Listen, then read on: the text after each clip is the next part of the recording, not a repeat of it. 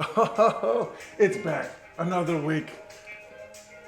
This is a good opening music. They're always good. It's always the local bands. It was my mom's idea. She was like, you should put the band as the opening music. And I was like, oh yeah, that makes sense, Mom. This one was actually blown up. I don't know if you can see. It's hard to read. I'm always trying to do something new. Sometimes it lands, sometimes it doesn't. Whoa, whoa, whoa, whoa. Oh. Another week. Give it up for Benjamin Cortez. Everybody on the other side. This song is awesome, man. I love this song. It's really cool. The title track of the EP, LP. What is the difference? What's the difference? So the EP is just I don't really actually have an official definition, but I'm pretty sure it's just it has to do with EP stands for extended play, so it's a shorter like a few songs to demonstrate somebody's catalog, whereas the LP is like a longer. It had to do back in the days of vinyl when that was like a big thing, right? Yeah. And so it's just a longer, like more songs. So There you I go. don't know what I consider this. It's just like 8 songs that I like that I wrote. It's pretty much. They're great. They're just great. You guys got to check it out in your hands.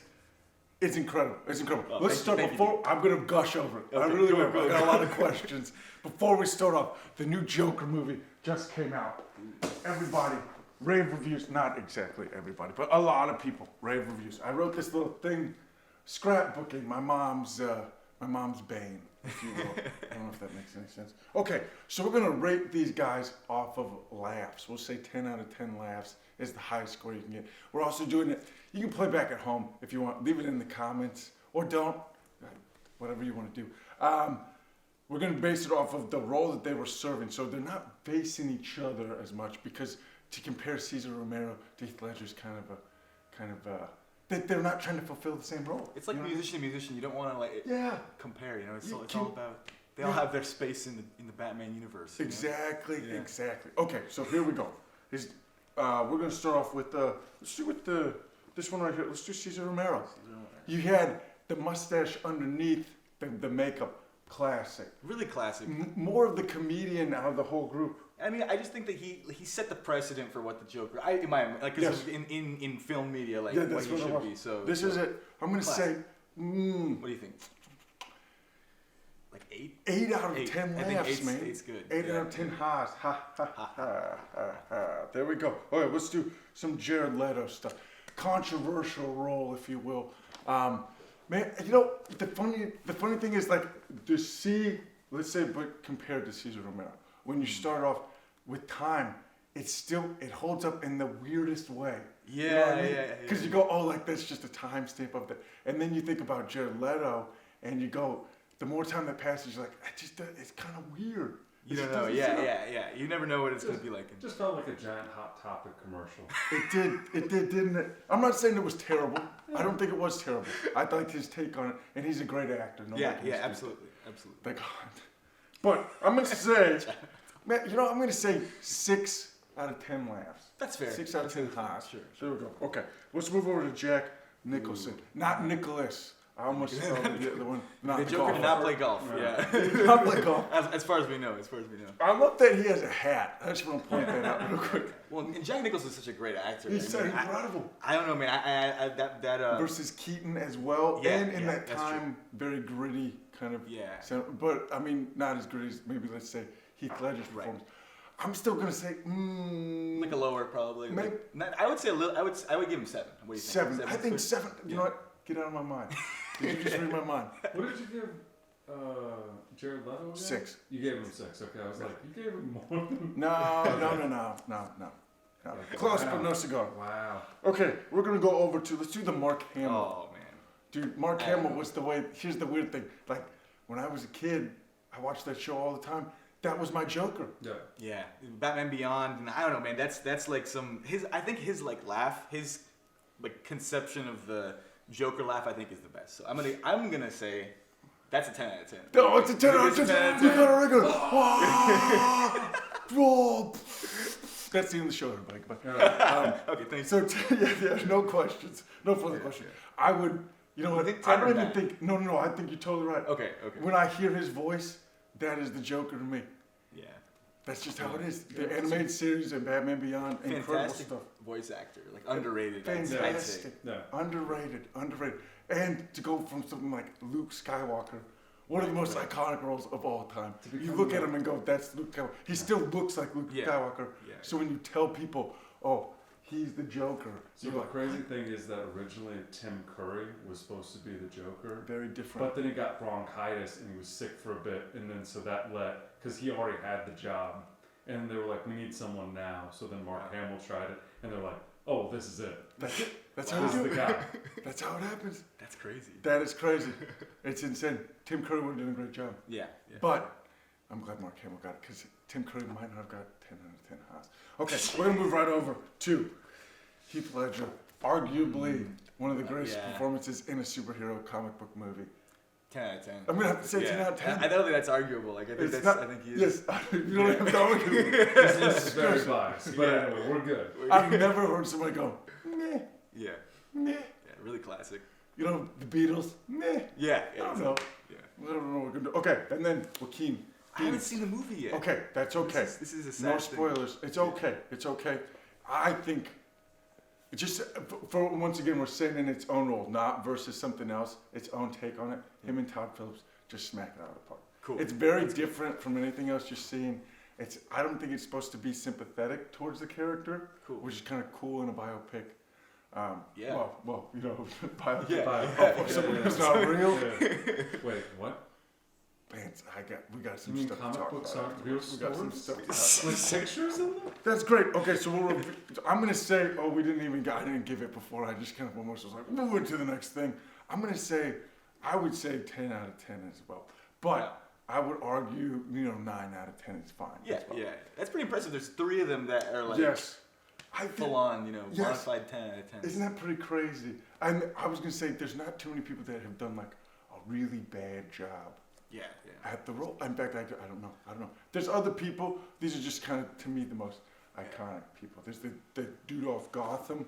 I cannot remember his name off the top of my head, but he does a really good job playing the Joker, and the whole, just the mythos behind the character. Yeah. Very interesting thing. Yes. Come For that show, I never watched it, but Yes. legally they weren't allowed to call him the Joker. Like, WB wouldn't let them call him the Joker, so Weird. they were like, hey, Jerome, or whatever his name. Oh yeah, it was just kind of like his name is.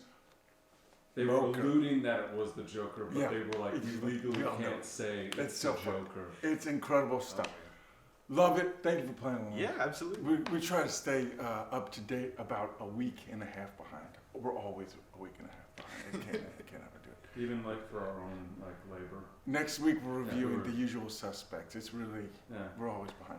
Anyways, okay, I want to talk about this guy, Benjamin Cortez, incredible musician, multi-instrumentalist. What did you start off with? I've never seen you pick up something and not be really good at it. Oh, thank you, man. I appreciate that. And I mean that. I genuinely mean that. Thanks, not just dude. blowing Yeah, smoke. no. It means a lot. I primarily I started off on piano, so Okay. that's like I took lessons when I was younger, like from the age of 3-ish Oh, to man. like when I was like 6 or 7. Okay. I was studying like the traditional Yeah. piano lesson, started with hot cross buns and kind of moved into more classical kind of early classical, so yeah, that was my first thing was piano. Piano. Yeah, Okay, yeah. cool. When did you move over to? I've seen you play the drums. Yeah. In fact, just recently at Sozo, you had an amazing show. I was not there, unfortunately, but I keep hearing people come in and be like, "Did you know this guy, Benjamin Cortez?" I'm like, yeah, I know. I've heard of him before. I've seen him. We actually got to play together on Lois Zoza Brada's show. Yeah, that was super And fun. I was like, "This is so great." I miss Lois in Tennessee right now. Yes. Long Hi, time Lois, for if the you're show. watching. Hi, Lois. How's it going? We love you. Yeah. So you play drums, and I've seen you play guitar. When Yeah. did you pick up these other instruments? Yeah. So actually, both my parents are pro musicians. Like Mhm. that's what they do, and my dad's a guitar player. So when I was younger, and I was probably just like when he was playing guitar, just like Yeah.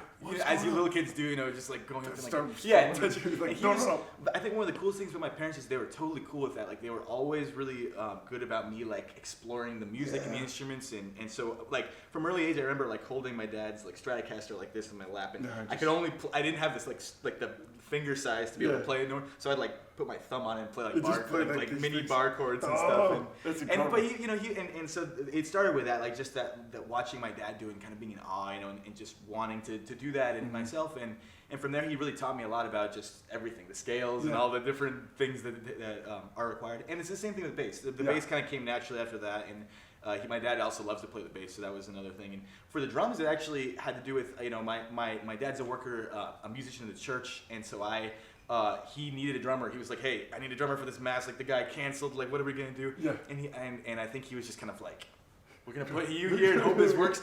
And I think it worked. Like, I'm still drumming with him. This is like, 12 years later now. I'm still drumming we still drum. I still drum at his church. So This guy's incredible. Yeah, it's incredible. It's been a long journey. We just like love playing together for sure. Yeah. We still play together a lot. We gotta I got a recorder. I'm gonna give it. We're just gonna throw him in there. Play A recorder. No, you can just whatever you can do. A kalimba. Whoa, yeah, kalimba. My dad. I remember my dad has. My uncle gave him one, and I was like, he used it on one of his recordings, and I was just like, what the heck is this? Yeah, but it's so cool. It's such an amazing instrument. Cool. Yeah. I heard my good friend Rob was telling me, was this Shape of You starts with it's like a kalimba sound. And you're like, I had no idea. I just thought it was like crazy. Yeah, and it's such a common thing nowadays too. You'll hear a lot of pop songs like, you see these producers with these like little kind of cheap, almost like what you consider like a Goodwill keyboard, right? Yeah. And they have these like sounds that are so unique to those keyboards, and that's the song that the sounds that drive these pop songs, which is so incredible because it's like backwards for the whole concept of like you need this $6,000 instrument to make a record, but these people are using these cool little like quirky boards with these kalimba sounds and like all these different things, and that's what drives these songs. And I love that because it gives you hope. Like I can go to a Goodwill, find a cool board, and get a sound. And get the sound I'm looking for. And maybe I can be Ed Sheeran, There you go. You got it. I think you got him beat right now. With the recordings that you've done, did you add any kind of cool, different things? I know there's a few different songs. I think it's Me and Vanessa. There's like this really cool, not specifically with that question that I just had. There's like this really cool solo at the end. You're going up this scale and then coming down and it moves down just a little bit. It's great. The whole thing is chock full of just like these beautiful layers, very intricate. The lyrics are great. The vocals are stacked incredibly. Thank you, man. You got me blushing. No, good stuff. It's a great color on you.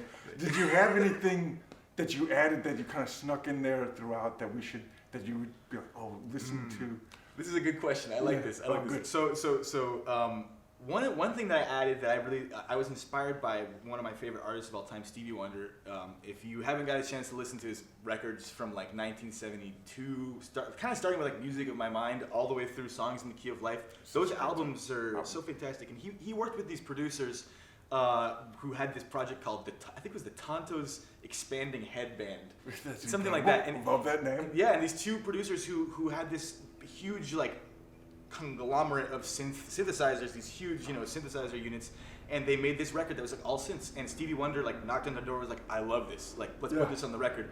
And so a lot of his music has these little like synthesized, like almost like orchestrations in the background that kind of imitate imitate like orchestration like classically. And I just love that sound. So if you listen to In Your Hands when it goes into like the second half of the verse, I kind of creep in these like woo, little synthesized sine waves. It was something I added last minute when I was like about to send the mixes over to the guy who mastered it. Maybe I'll do this one.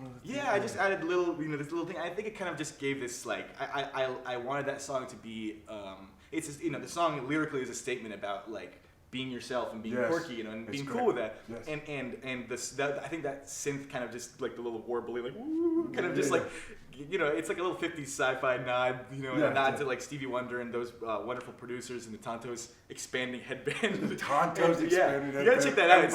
It's a crazy like a really cool early 70s like synth record when they're just kind of starting to get into those. And so that's a little sound, and there's little bells and whistles through the record. Throughout the rest. If you like that kind of thing. You gotta check it out. I love that kind of thing. It's funny, when I was running yesterday, I was listening to that, and during the second part of that verse, I heard that. I was like, oh, that was cool. It's a little That just came in. woo, you know, a little Yeah. sound. Yes. It's just a lot of fun. It was a lot of fun for me to make, so I hope you enjoy listening to it. Well, I Yeah. definitely did enjoy it. The song Butterfly as well. It's such a beautiful song. Thank you, What man. was it? Can I ask about what inspired that song? So it was a girl I was dating at the time, or I hadn't started dating her yet, but Okay. it was kind of like my way of being like, because you know sometimes like I'm you know despite what you might see right now, like I'm a pretty shy person, like sometimes. No, And I think that is shocking. Yeah. That's very I- shocking. And I think that we, you know, especially like as human beings, we get put into these bubbles of like I'm shy and I'm extroverted. Yes. I think we all like kind of have both a lot, you know, Yeah, like it's little kinda- moments, and especially like when it comes to something I felt was so like deep and personal to me and how I felt about this person. It was hard for me to express that. Just like, hey, like let's sit down and talk. You know, at the time I was in high school, you know, and so I wrote this song and kind of just was like, happy birthday, here's this. And you know, I was so honored she loved the song, and I mean, she has ears, so she has the song. It's a yeah, great song. And it was a lot of fun to write, and I just like it was one of those things where I couldn't sleep until I wrote it. You know what I mean? Like I was like just kind of it was like bouncing around these ideas in my head, and I really wanted to write a song that was like. Kind of like in the it's not I don't think it's really comparable because you know Bob Dylan is like one of the greats, you know, but I love Bob Dylan, his way of like he would have these kind of like you know musicals backdrops where it would just be kind of simple stuff, you know, a nice like folk kind of groove, but then his lyric sheets would just be like endless, like just all these incredible lyrical insights, and that's kind of like I wanted to like I was inspired by that, and I was like, let me just try and write something where I'm not like shifting chords and doing all this musical madness. Let me just keep it simple on the guitar, and then the lyrics will drive. And so I you know, and I allowed myself to kind of have phrase endings that that weren't all like 4-bar phrases. They were, you know, they just kind of I just kind of let what I wanted to say kind of drive the song, and I feel like that really gave I feel like that really gave it a natural vibe. Like it just was kind of just me trying to express these feelings, and I was really proud of it just because the other thing too, from a production standpoint, I wanted it. I was getting into at the time Bon Iver's For Emma Forever Ago. Yes. And like just the vibe, like I was like, and I read about just his process recording that and everything, and I always read that he was heartbroken and he like recorded this album in like this like in a cabin in the snow, you know, and just kind of locked himself away. And I feel like I could always feel that in the music, like it was just so airy and like it felt like you could feel the cold air, you know. And that's what I wanted to achieve. I wanted to achieve like a morning kind of like cold, like you know, with this song. And so I tried to emulate some of those aspects of his music and the way that he sang and played the guitar, and so that was kind of those things were kind of forming this inspiration for the song. And once I like finished it, I was just really happy that I personally listened to it and I was like, I feel this. This is it. This is the way to go. Yeah. And so I tried not to touch it from there. You know what I mean? That. I like that, and that actually brings up a good question. I've been kind of you go through these things when creating art, where you're like, how important is it to have the right thing versus the thing that you want in a song? Yeah. Do you have a hard time balancing those things? Honestly, if I'm like being frank, like I think they're the same thing. They're the same I think they're the same thing. Like what you want is the right answer. The right you know, answer. because and I think the difficult part, the thing that makes it difficult is just the fact that what you want sometimes is like hard to achieve with what we have. You know, like for me, like I made this record in my bedroom, right? So I didn't have like access to tons of great audio equipment. I just had like a Focusrite Scarlett and I had like one kind of cheap Focusrite like compressor unit, but like just really simple things, and I didn't like pretend to know a lot about it, and I just kind of made it simple great. and It's a lot. impressive, Thank you, man. But you know, so with that in mind, the sounds that I was thinking about in my head, I mean, there's so, you know, all the records that we know and love are so like the time and the production value is so high, you know, the amount of time that they spend on it is so high. So you know, I think that sounds that we want in our head sometimes are like, it's just like it's hard to achieve. But you know, I'd say like for me, it's like the more I can work and try and achieve that, like I'm happy with it, and it ends up being the right thing. Like people listen to it and it's like, okay, like they get it, you know, because you were looking for a vibe and you just really like sought with your whole soul after it. And I think people really can taste that level of commitment to the vision and the effort, you know. I completely agree. I'm glad that was the answer. Yeah. It sucks when somebody answers, you're like, I didn't do it bad at all. This is a terrible thing. It can be really hard to find the right thing and to put in that extra effort. But I completely think you're right. And it's not easy. Like it took like putting together some of these songs in this record. I like there's a song on the record called "I Don't Always Say It" that I started writing it when I was in 7th grade. No way. And it was like I wrote the song and I kind of left it for a long time. And that's just because like I didn't know how to record myself at the time, and I wanted to be able to do that. So and I didn't know how to achieve the sounds that I wanted. So it just kind of sat there, and a lot of those songs, they sat there for an extended period of time, and it is totally cool. Like, as long as the end result is something that you're happy with, I feel like you can take your whole life to do it. You know what I mean? And that's a good point. and it's worth it. I love that, and it also kind of really cements the feeling of that there's not an end point to this art. It kind of goes and lives on, and that's a great thing with live performance. Absolutely. As well as you're kind of like, oh, well, now I kind of feel like it's gonna sound more like this versus like on the record.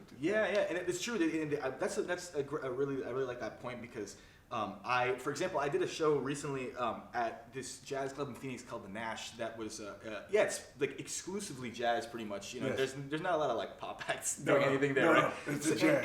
And that's my degree focus in school is jazz piano performance. So they invited me to do this series that they have called Emerging Artists, and I was super honored, and I wanted to do it. But I wanted to play original music, and a lot of my originals are like pop, and with some certain elements,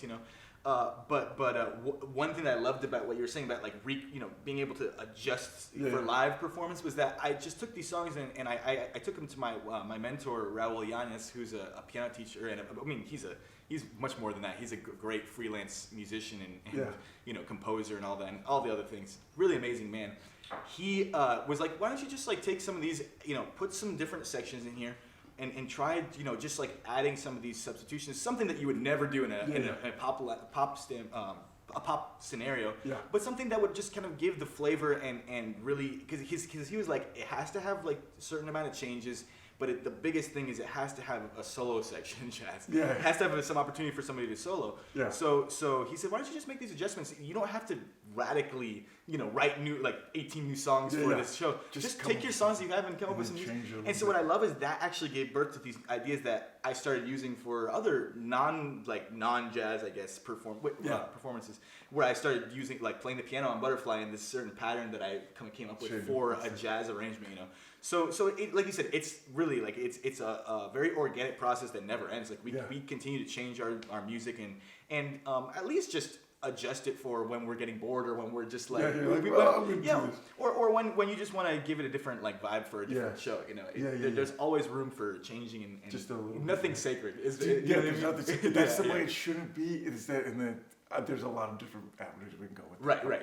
I was going to ask, with some of those things, is it just augmenting some different chords or adding? Yeah. So I had in my version of Butterfly that I played, I did there's it starts with an acoustic guitar thing in the record, so it's got this guitar line and just kind of a simple strumming pattern in 6/8. But then for the jazz version, I did it's still in 6/8, but I was trying to imitate this Pat Metheny record from the legendary European jazz label ECM, and I can't remember. I'm blanking the name of the song right now, but it had this very specific very rhythmic, but also a little ambiguous because it just was eighth notes, just keep it going in this piano pattern. And so what was cool about that is it gave the opportunity for the guy playing the upright bass and the drummer to kind of play and experiment with the rhythms and stuff in the background while I was kind of just holding it, jazz, right there. That's the moment.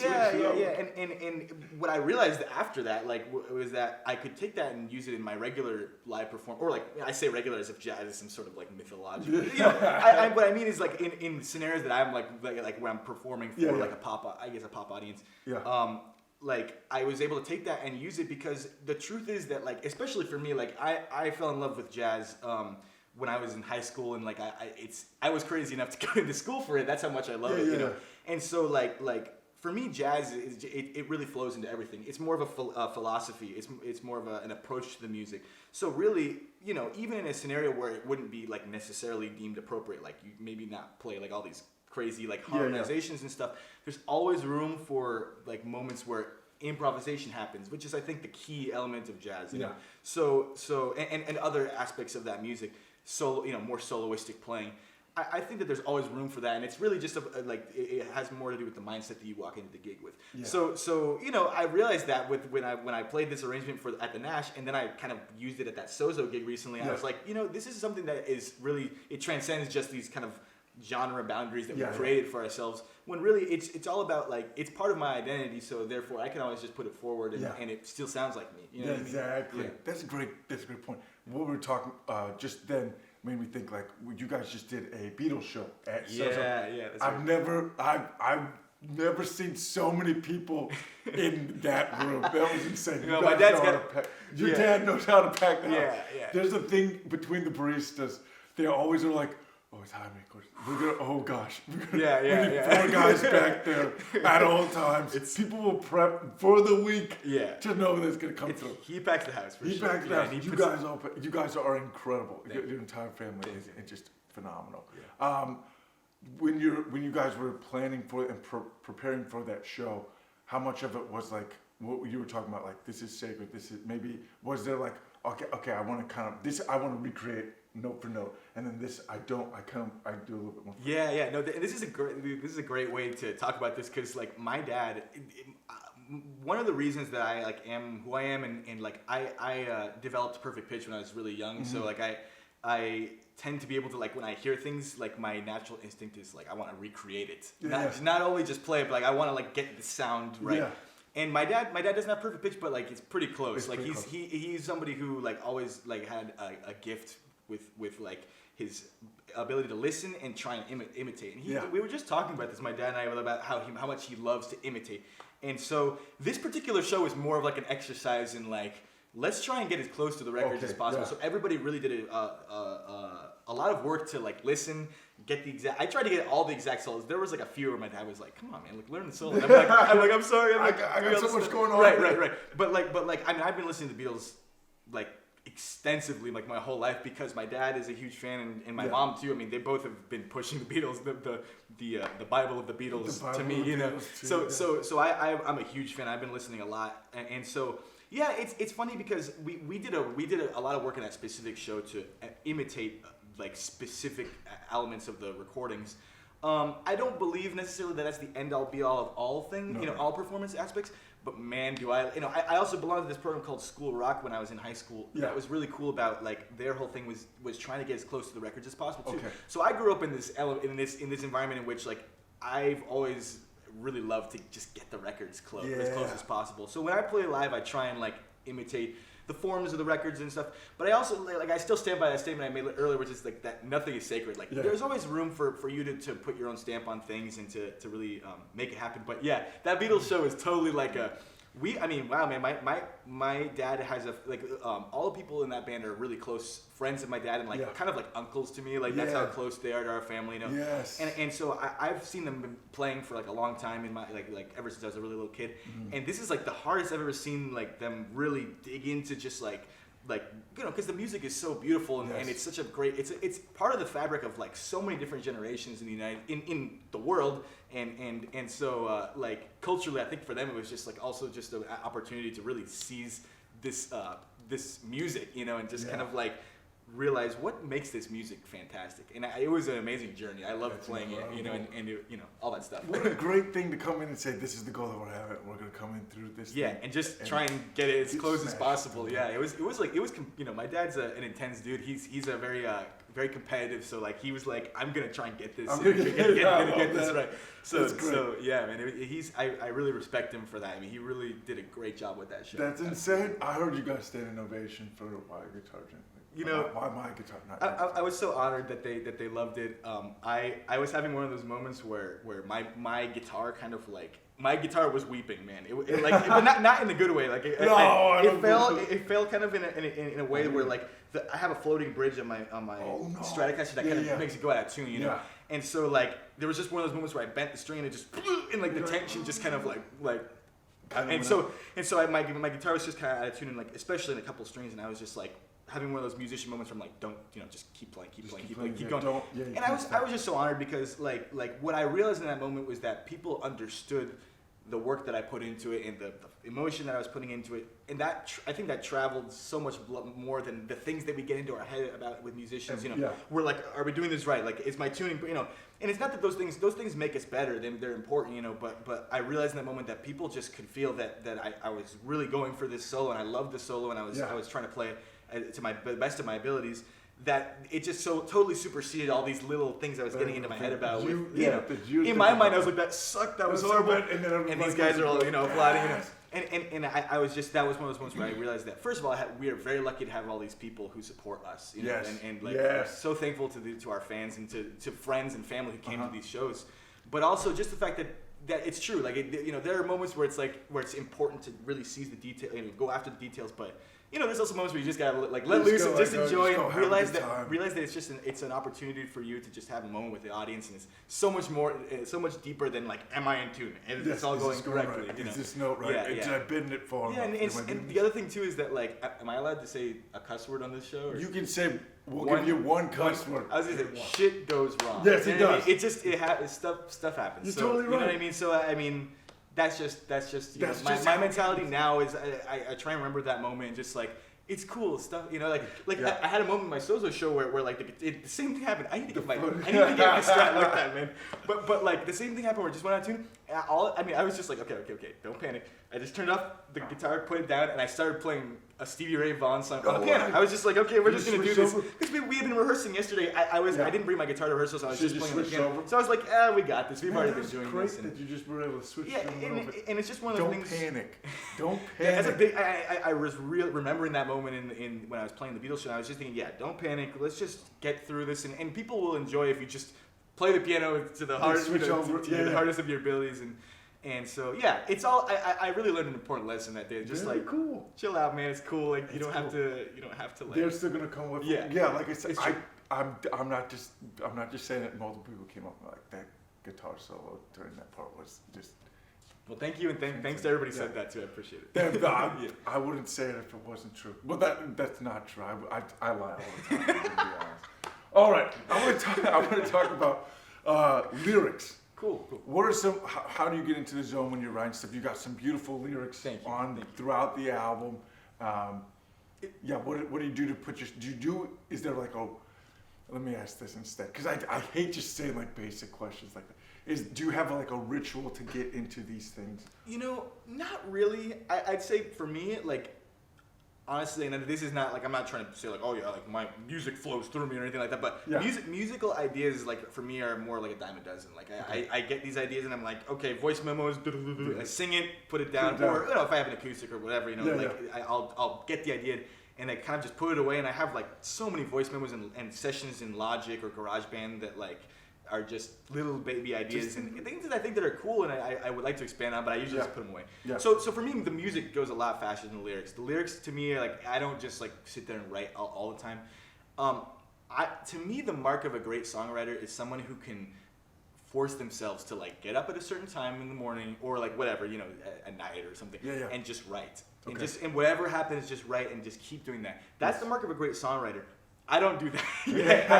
I tend to be more influenced by the moment, so if I'm inspired or I'm feeling emotional on certain levels, or really for me at the moment, like it tends to be events that happen in my life drive my lyrical content. Yes. And so now, like I said, I would like to get away from that because I would really like to be able to just channel different, things that maybe haven't happened to me, but like that still speak to an audience, And to me, some of the best people to be able to do that, like the guys from Steely Dan. Like Steely Dan is one of my favorite. It is my favorite band of all time for sure. Love them. And their lyrical content is like, I mean, those guys were just kind of, they were like middle class dudes who grew up in the suburbs of New Jersey and like in near New York and went to a liberal arts college, and they didn't, but they write about these, like, they write about drug deals, and they write about like crime, and they write about like some stuff that's just like, but in very creative and interesting ways, and I just have always admired that about them, that they can put themselves in these scenarios and make it be believable, know. And so that's something that I'm working on, trying to write songs in a way that where I can just sit down and try and put myself in a scenario. And not that I don't want it to be artificial, but just to get to a point of songwriting ability that you can just try and do it every day, and Yeah. that way you have an overabundance of ideas to choose from. You can whittle it down and pick and choose, rather than just like being like, this is it, this is the how it song I'm goes. doing, and I This need to is how it finish it, and what rhymes with so, you know what I mean? Yeah, Like, what I'm am I gonna do with yeah. this thing? Yeah. Right. So that's kind of like most of the lyrics on this record and the stuff that I'm working on some new stuff right now. Yes. Trying to release it in the next year. And most of it is just driven by stuff that's happened in my life, in the last, and it tends to be just like more like romantic things. That's just like, it's just I It's feel a like, huge ass part of life. right, and I also I feel like it's something that like we all have experienced, and like we can all latch on to those feelings, and so and just the fact that I have like some of the things that I have experienced in these song lyrics, like it tends to be like, I feel like if I'm genuine and I really like pour out my heart in this song, people will feel that. People will get it and latch on to that. Completely agree. So I'm trying not to. I want to write other songs too, but this just happens to be kind of like in my life right now. This is the lyrical content that happens to show up when I'm inspired. Exactly. Storytelling versus like experience. Yeah, and stuff like yeah, that. yeah. And there's some things like you said, Steely Dan's incredible Right. storytelling. Yeah, and I don't think there's a wrong answer. Like I think there's like you can do both, but I would like to kind of balance mine a little more and do some more like storytelling versus experience based. I love what you said. It's really just this thing of coming through and sitting there and looking at that Hemingway way of looking at least the way that it's romanticized, of like, I'm just gonna sit here and write from this time to this time. Whatever comes out is coming out. I'm just gonna sit here and do this. And you gotta do that. I really believe this thing of like, as cheesy as it sounds, like that you're like, it's a vessel kind of thing, but almost in this thing, or let's say instead of that, because that sounds very pretentious. It's gonna be like this. Let's say if it's like a cup of water, right? And the more that you do it, the bigger that the cup becomes. Yeah. And you're able to take in more of that at one Yeah. time, and you're always ready. Those moments of like, those diamond dozen moments come more often to you. Because you're just sitting and going like, oh, I'm used to doing this. It's just like with like any exercise that you do, like I mean like aerobics and weightlifting and like the first time you do it, if you're gonna be sore and it's gonna suck, and it's like but like the more you do it, the more consistent you see the results happen, and you have the capability to take on more. You can add more miles to your run. You can add more weight to what you lift, and I think it's the same thing. It's just you develop it, and the more you do it, the more comfortable you get, and the more you can push yourself. And it really always goes back to what you said earlier, which is that we never stop like pushing ourselves and getting better and like trying. There's no finite end to what we do. In any level in our life. We're always just trying to seek the next thing, and I think that's the way to live. If you have nothing to seek in the next thing in your life, it's hard. It's hard to be happy. So I find happiness in just trying to like. Continue.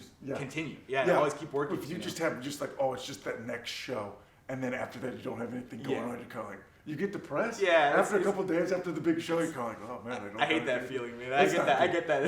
Yeah. That's just like part of the job, I guess. Right. That's so funny how that goes. Yeah. Absolutely. Oh my gosh, I love it. Cool. Oh, I want to talk about a couple more things, and then we gotta wrap up. But cool. I want to talk about the video content that you're putting out. You said something a little bit before about how you're putting out all these things, and I just love the energy and everything that you have with the videos that you do. I think that you do that just as well as anybody that I've seen here. It's incredible, and I want to see more of it. I love it. You recently did a video. It was crafts with Tepper, right? Oh yeah. That was such a fun thing. Tell me about that experience. What you guys created an instrument? Yeah. If you haven't checked it out, BenjaminCortezMusic.com. Yeah. They got all these videos there. Yeah. It's incredible stuff. The video for In Your Hands is incredible too. Love that concept. Thanks, man. Thank you. Do you feel like the visual? Are you getting more into the visual side of that art as well? It's funny. I feel like, honestly, I feel like it's more of a necessity than a love for me, or a passion, I guess. I'm a musician. Like I will always rather like my ideal day involves recording and playing the instruments and just kind of like performing live and stuff.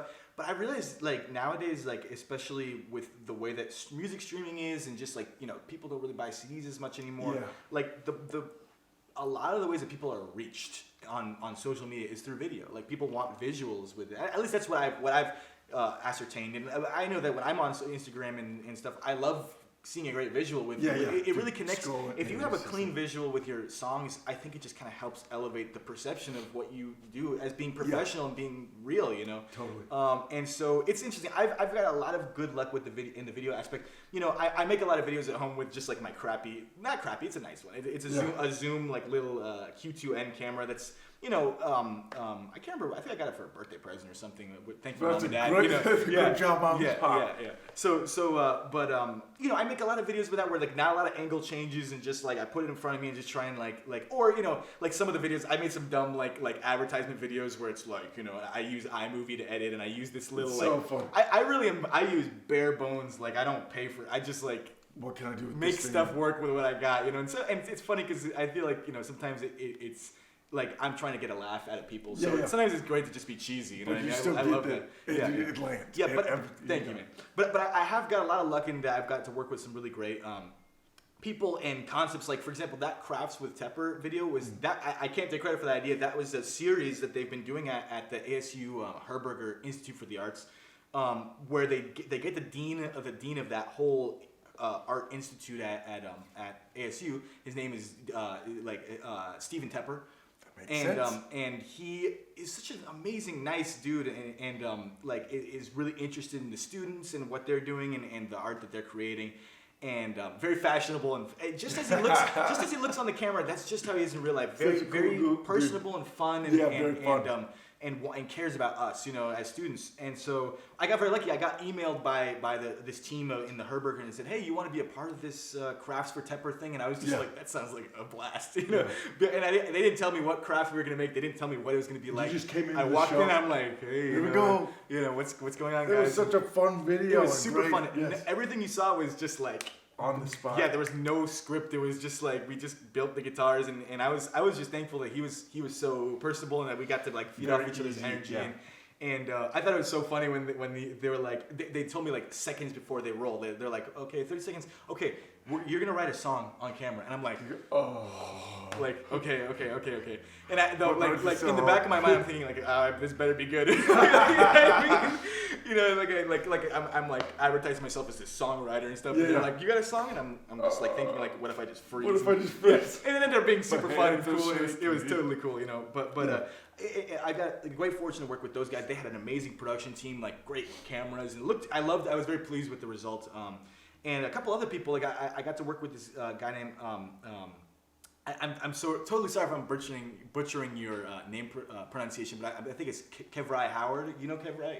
The name sounds yeah. familiar. So I think but Kevrai, it makes sense. Yeah. So he invited me to do a video as a part of his like it's like a media like YouTube channel, and they're called Crunch Time. Yeah. And they invited me to do this thing where I perform on their roof. Yeah. Like I literally went to their house. I showed up with my guitar, and I was like, "You're gonna put me up there with like climb up this ladder." And you know they do a ton of videos with that same concept, and it's an amazing. I think it's so much fun because you get to see the Tempe skyline, the palm trees, and also it was very peaceful. Like they just kind of let me do my thing. They gave me a lot of space and I just played some songs with the birds chirping. You know, it was very cool. I can't think of the right word, but the word I'm gonna choose is therapeutic. It was very like just like cleansing to play my songs and just it was like a windy day. It was very, very nice. It sounds super cinematic as well. Incredible stuff, man. The main guy that I've been working with in terms of my visual, if I'm not doing it myself, and I want that higher level, I work with a guy named Kyler Resendez. Okay. It's Cyler. Kyler Resendez. Very, very cool guy. I met him in high school in my math class. We just like bonded over like making these stupid jokes in the back of the class. You know, it's one of those kind of things where we love humor and stuff. And I had this concept. I'm like, okay, I want this video to be like. I want to have a shot where that's dollying back straight, and I just want to like be changing clothes or putting on these clothes I'm not really. I think that the idea came from you ever seen that old YouTube video where it's like the T-shirt, the layers, where it's like 1,000 T-shirts? I can't remember how many, but I was like, what if we just like put as many clothes in me as possible to make this statement about just being like. Cool and not embarrassed with just do your thing, man. Wear your thing. We had this hat laying around in our closet that was just like branches, and I don't even know what the hell. Like it looked like a Liza Minnelli fruit hat or something. But you know, and he was like, instead of being like, I don't know about that, man, he was like, just like, cool. yes, And let's so do he it. was super cool about like helping me kind of come up with the concepts, and he did a great job directing people and just kind of making sure that, because he knows so much more about the film medium and the Yeah. camera work, and I just had these, I was just the artist coming in with these like ideas, and Yeah. he really helped focus it, and he also takes all the photos from my website and stuff, and he's in a really Great amazing photos, yes. yeah, Very great. he achieved what I wanted, which is like I love like old kind of grainy like filters on my Yes. photos, but not in a way that looks like 2014 Instagram Trying to like be- cheesy, yeah, you know what I yeah. mean?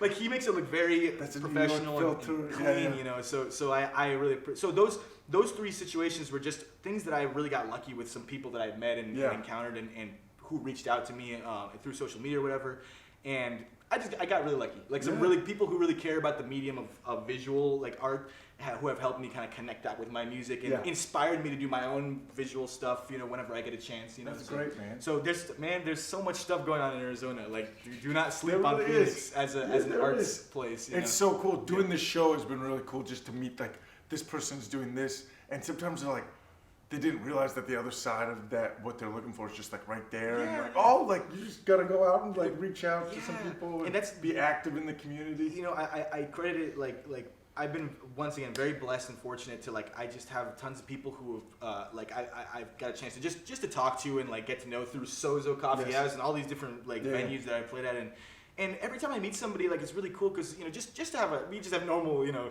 oh yeah, like your band was great, man, you know, just normal like Yeah, little. yeah. But sometimes those things catapult into, you know, they're very nice and they reach out to me on Instagram or something, and they turn into fruitful art Yes. relationships, and I've also I just find that social media is an incredible way also to Yes. just meet people who you've never even really got a chance to meet in person Yeah, yeah. before, and you feel like by the time you actually meet each other in person, it's like, oh, we We know that know we're each already other. doing the same. We're doing this Yeah, stuff. and we're doing the same thing and working in the same time. So I've met some people through social media that I've like bonded over in a way that like my friend Thomas Mulia, you know, he was he's a son of somebody who does the same work that my dad does. They're both Catholic church musicians. Yes.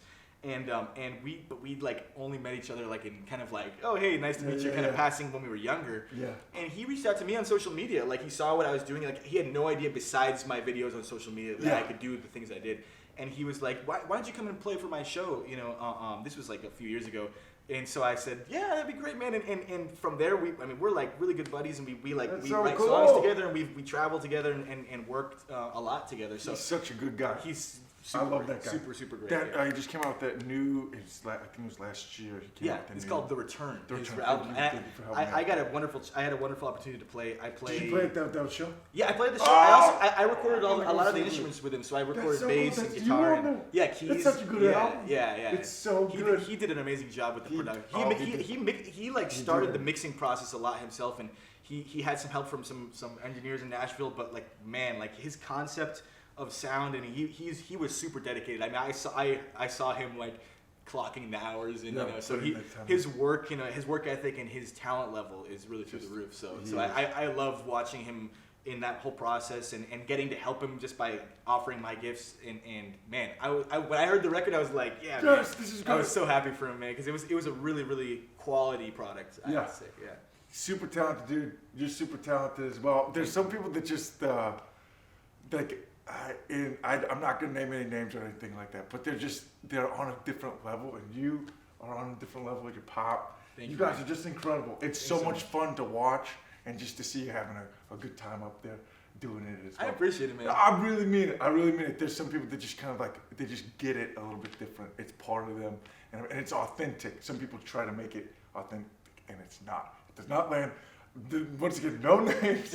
I feel like throwing anybody I under feel the like a bus. poser as well sometimes, No, man. but I'm glad- I enjoy it. I'm glad that we played together in that show. That was 'cause so just- much fun. And it was you're another one of those people who I've seen on social media and Yeah, just like, not they're- run they're- into. yeah, Like, yeah. you know, It's yeah, been so- a blast. So it I was, had it was such a good cool. time. Yeah, Thank you, yeah. Lois, for all that. Yeah. I want to ask a couple things, and then we got one more game, and then we're gonna play a song afterwards. We're gonna make that a separate section.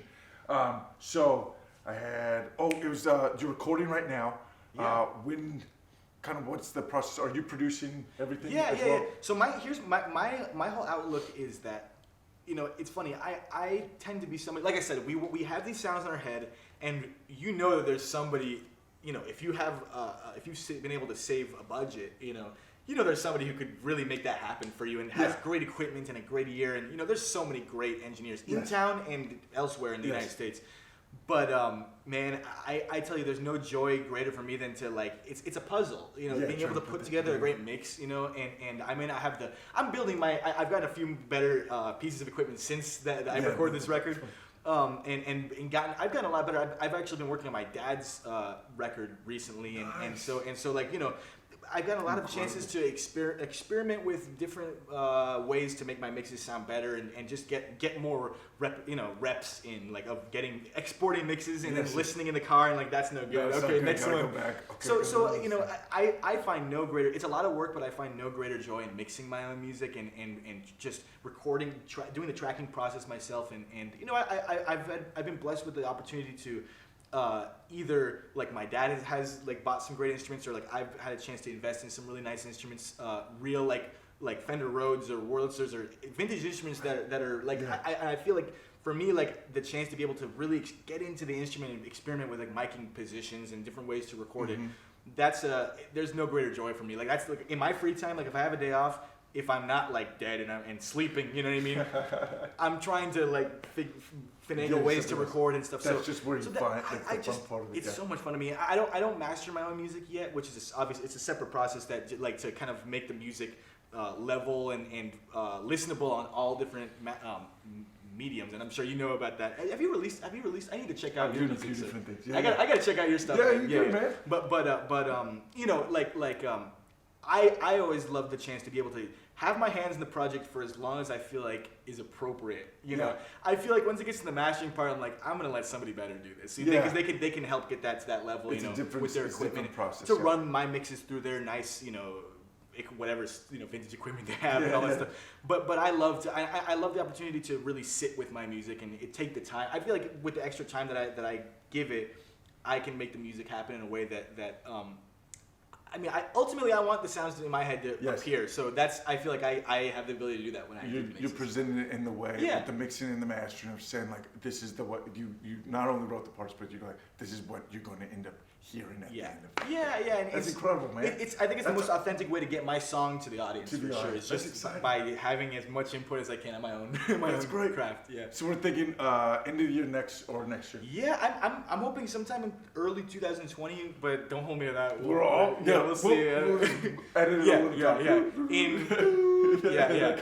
But no, it's I'm playing with the idea. I don't know how you feel about this, but I'm playing with the idea of doing shorter releases, and doing more singles and stuff. I feel that. Just because of the way that I love albums. That's like albums are my favorite music medium, because you really get. I feel like that's the best way you can get a taste of what the artist is going through in a given year or two. Yes.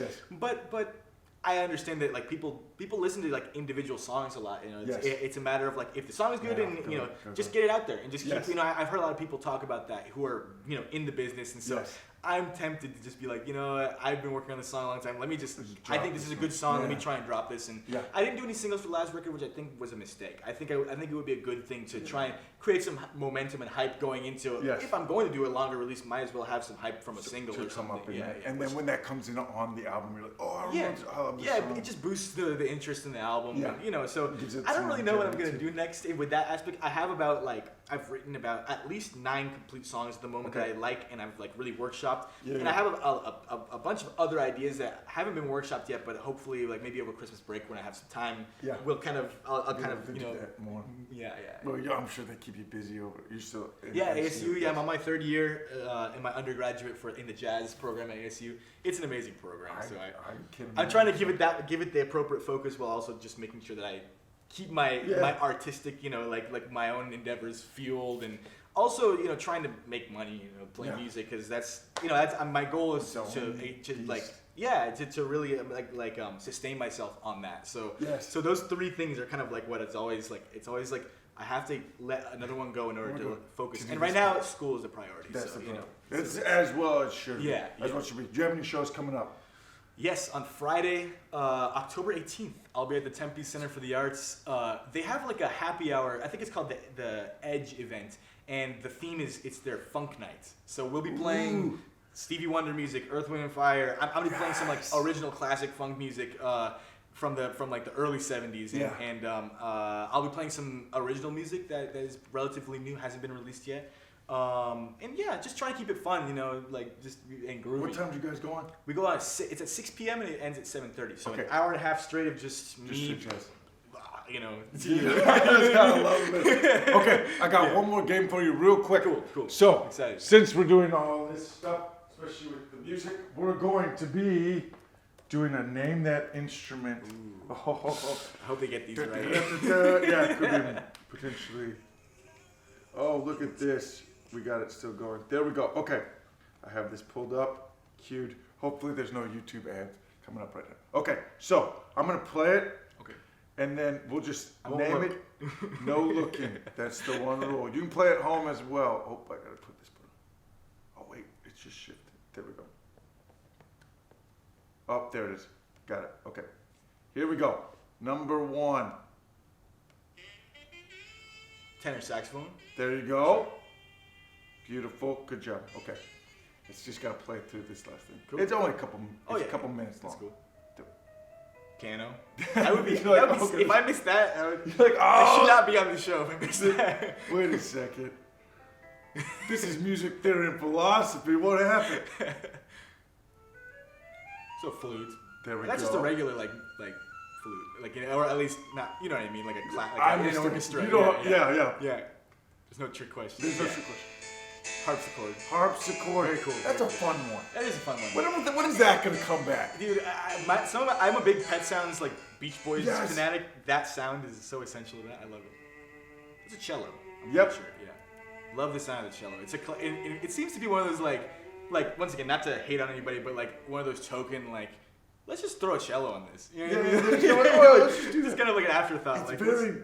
it is. yeah. It's a beautiful. It's people, so you know, beautiful. It's yeah, very- beautiful. Absolutely. What's the full name of it? Somebody just told me. Violoncello. I'm pretty sure. Yeah, you're right. Yeah, Yeah. I didn't know that because I saw the writer. I was like, "What is that thing?" Yeah, And then they're like, that's "Oh, one of those things where it's like I don't need to know this, but like since I've taken music theory, like it's like okay, Well, okay, I've seen it in a few I should stores. see You it, know what I yeah, mean? Like, you know. All right, here we Yeah. go. Here we go. Number 6. It's a tuba. Yes. Yeah. Nice. So in the YouTube comments, a lot of people missed this. Oddly enough, Yeah, yeah. it sounds so sad. It's not sad. It's supportive. You know what I mean? It's a very supportive supportive. instrument. Oh, Yeah. I It's missed a really it's what would we do without the tubas in the band? You know what I What mean? would you do without the supporting with the tuba? bass frequencies? You know. I love it. Here we go. So I'm gonna go ahead and say that's probably a viola, right? That's right. Because I was gonna say it's not as high as a violin, but it's definitely not a cello. It's not a show. Yeah. Kind of Yeah. love it. Yeah. That's like one of those like. I'm glad I got that. This is kind of a weird Symbol. It's a suspended symbol. The triangle. Look at that. Oh man. You can't miss. You can't miss. Okay, here we go. Number 10. Is that euphonium? Almost. Oh, French horn. There you go. Okay, good. Got it. Yeah. Judges. Took a second. 10 for 10. 10%. Okay, we're good. Okay, there's number 10. Like a pipe organ or something. That's it. pretty cool. Pipe organ. Yeah. Very cool sounding. Yeah. Feel I like got a I'm chance. sure. I got a chance to work. I was with Thomas Mooley actually working in Martha's Vineyard. I Yeah. felt so outclassed in Oh Martha's my Vineyard. It was gosh. crazy. But we got a chance to work in the church, and so when the church like went in the week time, like when there was no church events. The priest was just like, yeah, just go ahead and walk in the church. It's open. Go play the organ. And so we would just go play. I would go play the organ. It was like, wow, man. This Like is I crank it insane. to its max. Yeah. Sometimes people would walk in and be like, What is what the hell is up there? Who's Like, up there? yeah. Right. I'm just like the phantom. You know, it was fun. Yeah. So crazy. It's funny how like people that with culture just go like, oh, that's what it makes me think of. But it has that organ Right, church, right, and it right. really has so much other stuff. Yeah, yeah, it's very, very deep Very historical deep, instrument. very Yeah, deep. yeah. Well, that's I'm not- like, it's that's a like very a nylon string guitar, like a Yes. Spanish guitar. Yeah, It's not very specific. There you go. yeah. Beautiful. Trumpet. There we go. Reminds me of the practice rooms at ASU, like hearing trumpet players. Right? Okay. You got Here a we go. minute and a half before this got set. Okay. Thank For you. Instagram. There we go. So I'll start this one real quick. Thanks for the warning. We got a minute warning. That's like a violin, right? A violin. Cool. Only a couple more. Sweet. Sorry, sweet. 6 more. See if I can get 'em. Couple 6. A couple 6. 6 more. Such a funny sound. Trombone. There we go. Yeah, classic. It's like really playing its part there. Yeah, You're like, yeah. it doesn't have to do the that. slide, you know, it's beautiful. Yeah, it's beautiful stuff. Ooh. I should know. That's a clarinet, right? No? I think it might be. It might be an oboe. Oboe. Okay. That's it. That's good. Gotcha. It's close. Very Sorry. close. No, Sorry, you're good. sorry. No, you don't need to. I have failed my music No, you brethren. You got 30 seconds. Harp? Is it That's a harp? harp. Okay. Bassoon? Bassoon. Nice. That's a tricky one. Here we go. It's like a balloon with It's like a S's. contrabass, a double bass. It is a double bass. Oh, I missed that one when I did it last time. Here we What else go. we got? Last one. That's clarinet. That's a clarinet. Yeah. He's done it. We got some. I gotta go apologize to all my oboe No, you're friends. fine, man. You're fine. You're fine. Love you guys. Instagram Live. We're still It's staying. already It's good. We're good. We're right here. We don't even need to. This is the important one, anyways. Okay, here we go.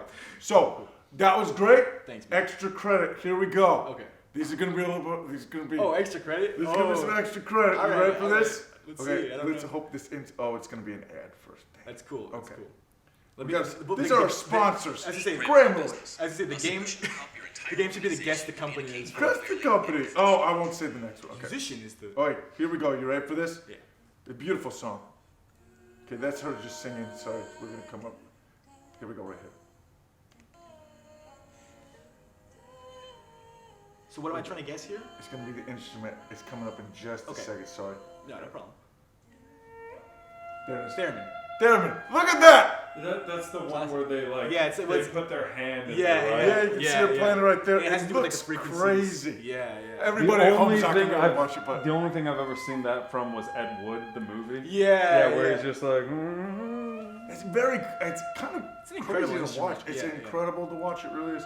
All right. It's amazing how that sound is so embedded in our like cultural DNA as being like spooky. You know what I Isn't mean? it? Like because of the Ed Wood movies and all the Yeah. classic horror movies that had it. That it almost like for example, there's a Stevie Wonder song called "You and I" where it's not a theremin, but it's once again it's that synthesizer unit. Yes. And it kind of sounds like it has a similar sine wave kind of timbre to it. And I always think like this is like a love song between an alien. Yes, and it a does human. sound like Yeah, that, like I'm sure that's not the point of the song. Like, but I just like when I hear it, I'm like, this is some sort of extraterrestrial like, Yes. vibe to it. You know It's what I mean? very it's just, odd. it's like so ingrained in our cultural It's so DNA weird that like, it comes up. Yeah, But it doesn't. Those. Yeah. It's, Yeah, It's yeah. insane that it goes up. Okay, you right? Here we go with this. Let's see if this one's good. Okay. This is specific. Very weird. We did this one to try to trick people. To trick you. Now, can I ask for hints in the or can I guess like the country is from? Yes. Like, so is this like an Irish thing or is this more or is this like something from East Asia? It's in more of Irish. Okay. Is it like a It's very close. I don't know what it is. Ooh, Okay, I have no idea. You got it. So it's technically an English horn. Oh, an English I've never horn. even heard. Wow. I didn't know. I was totally thinking of something else. You know, it's interesting. The English horn is. I'm so sorry for my English horn friends who are watching. you're If anyone's fine. watching, You're good. this. But the English horn is one that's used in Peter and the Wolf. The.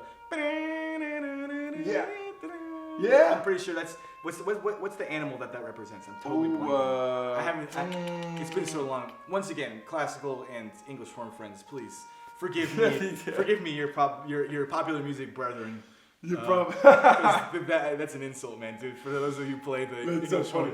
horn. I had we were talking. I was saying something the other day about like, oh, well, it'd be funny to have it with a French horn compete, and they're like, that it doesn't work like. Yeah, They the sound sounds are, terrible yeah, it's together. interesting. The sounds are, yeah, the English horn You is. fool. Can I get I a think Swedish horn, please?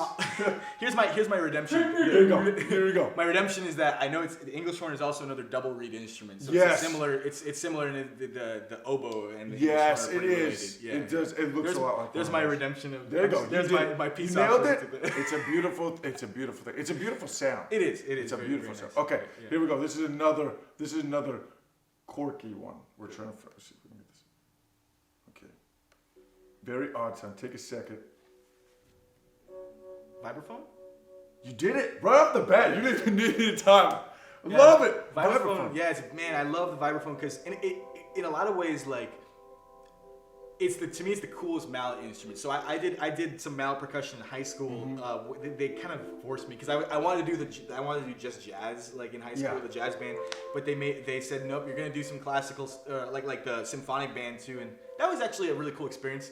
But my favorite one, like I thought of all, like I would always try and get the vibes before I would get, like I didn't like the marimba as much with the xylophone, but the vibes are just so cool because they're so smooth. Very nice, full, like warm sound, and they're so they're using a lot of different. I mean, lots of like Milt Jackson's a great jazz vibe player, and I mean like so much of the music that there's also an instrument that I love like called the Wurlitzer, the electric piano that I've always felt because they have a tremolo built. It has a tremolo built. It sounds similar in the way that it's a very mellow tone, and you can press and play a note and just let it sustain, and it's just got this cool quality because of the tremolo that it just kind of seems to kind of make this nice. I don't know. It's always a nice stereo effect. There's if anyone who wants to check out some music, one of my favorite tracks by Steely Dan called "Janie Runaway." It ends with this. They literally play one note in the whole song on this instrument. It just goes. And it's a vibrato. Like and they put it really super up front in the mix, and it's just like. Whoa! Like just a nice like and I don't know the Wurlitzer. Yeah, the Wurlitzer, and it's not it's not the same as a vibraphone, but it's the way that the way with sound. With the tremolo, like it's just a cool like I don't know. One note can really make a difference. Make with a those huge difference. And it's like a sound palette thing. The vibraphone, it's so let's just. It's like is it a bell underneath? Well, no, it's got like keys, like big metal keys. So you hit them with a mallet, and then what happens is a lot of them, not all of them, like when I was in high school, they didn't want these on there because it was more classical. I got you. But like especially in jazz and a lot of other scenarios where you find vibraphone, I think the whole point of a lot of the what am I trying to say? Characteristic sound of the instrument is that they have fans underneath where you switch, turn on a switch, and the fans start rotating. Because what happens is the keys are like suspended in almost like a piano, right? They're laid in a key bed, and then underneath there are tubes that when you hit the key, like something has to do with the sound travels through it, and it really amplifies through this like cylindrical tube in the bottom. Okay. So the fans are on top of the tube going like this, and so they kind of gives a little bit of a tremolo, you know. Yeah. Warbly. That's awesome. A great adjective for that. Warbly sound. Yeah. I love warbly. I love it. All right, last one. Cool. This one's just for fun. It's a kalimba. Kalimba! I gotta love it. Yeah. You know, it's funny. I've also when I first saw it because the one that my uncle bought for my dad. Yeah. It was under the very anglicized name of the gourd piano. The gourd piano. I love it. It's not nearly as cool as kalimba. No, kalimba's a beautiful name, you know. But gourd piano is another way I've heard of it because it's like a gourd hollowed out, and then it's got the little tines on it. It's got the tines. Very very cool instrument. Yeah. Are they tuned specifically to specific keys, so you have to get It has there's specific notes, you know, and like I don't really know a lot about it, but like I know it has to do with like it's like if you play like in a certain direction like this, it's like up a C scale, you know, or up a whatever scale, like whatever note, whatever scale they've chosen. Yeah, they've chosen. That makes more sense. Because it's there's not a lot of adaptability. Like it's just like those are the keys you got on it, and key change. No, wait. Yeah. So funny. You're not gonna play any country music on that. It always seems like there's a key change in country. I'm not hating on it. Dude, you've been a great guest. Thank you so much. It has been so much fun. This was a lot of fun, man. Oh, it was a blast for me. We're gonna do some extra philosophy, so stick around for the next video. Benjamin's going to be playing his song. I don't know anything about it yet. I'm super excited. I'm going to play the next week's guest is we got Tyler Quater and Maria Lynn. Convalescent Thoughts. The band, I'm super excited. These guys, young, very excited about stuff, and they're very talented. Great duo. I can't wait for next week. I think it's going to be on the 27th. Technically, it's a week and some change. Is it? I'm not sure. I don't even know what day it is. I don't know about that. Thank you so much for being on the show. We love you so much. Yeah. Good night. Everybody say goodbye. Goodbye, Lance. Goodbye, Lance. You can't see him. He's behind you, though. Goodbye, Lance. What was that?